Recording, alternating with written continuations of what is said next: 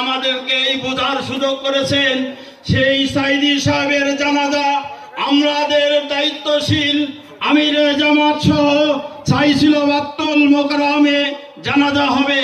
দুঃখের বিষয় এই স্বৈরাচারী সরকার ষড়যন্ত্রমূলক করে ফজরের নামাজের পরপর গুলি হত্যা বিভিন্ন রবার গুলি দিয়ে আমাদেরকে ছিন্ন ভিন্ন দিয়েছিল।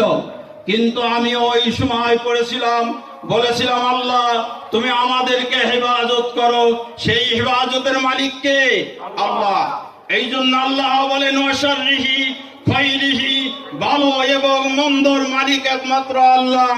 এই জন্য আমি বলতে চাই বন্ধুগণ, সবাই ঐক্যবদ্ধভাবে শ্রমিক কল্যাণ জামাত ইসলামের যত কর্মী দায়িত্বশীল আছে, শ্রমিক কল্যাণের যত দায়িত্বশীল আছে